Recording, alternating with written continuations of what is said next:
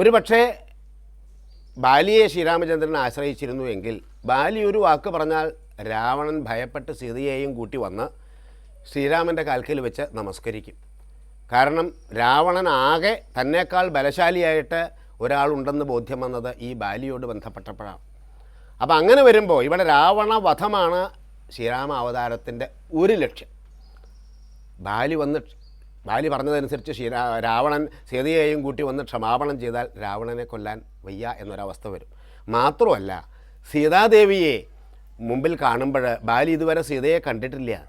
തൻ്റെ പുത്രിക്ക് തുല്യയായ സഹോദര ഭാര്യയെ പത്നിയായി വെച്ചുകൊണ്ടിരിക്കുന്ന ബാലി ഒരു പക്ഷേ ഈ സീതാദേവിയുടെ സൗന്ദര്യം കാണുമ്പോൾ ആ വാനരത്വം കൊണ്ട് ഒരു പക്ഷേ എന്നാൽ ഇത് തനിക്കിരിക്കട്ടെ എന്നെങ്ങാനും ചിന്തിച്ചാൽ അപ്പോഴും ബാലിയായിട്ട് യുദ്ധം വേണ്ടി വരും.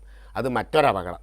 ചുരുക്കി പറഞ്ഞാൽ ഒളിയമ്പെയ്ത് കൊല്ലാഞ്ഞാലല്ലേ അബദ്ധമാവുക എന്ന് വരെ ചോദിക്കേണ്ടതായിട്ട് വരും. അത്രമാത്രം അത്യാവശ്യമായതുകൊണ്ടാണ് ഒളിയമ്പെയ്ത് കൊല്ലാൻ ശ്രീരാമചന്ദ്രൻ മെനക്കെട്ടത്. ബാലി തന്നെ ശ്രീരാമചന്ദ്രനെ സ്തുതിക്കുകയാണ്. പിന്നെ മറ്റൊരു രഹസ്യം, അറിയാതെ പോലും ഭഗവാന്റെ നാമം ജപിച്ചാൽ തന്നെ സകല പാപങ്ങളും നശിക്കും, പാപവാസനകൾ പോലും നശിക്കും എന്ന് ആചാര്യന്മാർ പറയുന്നു.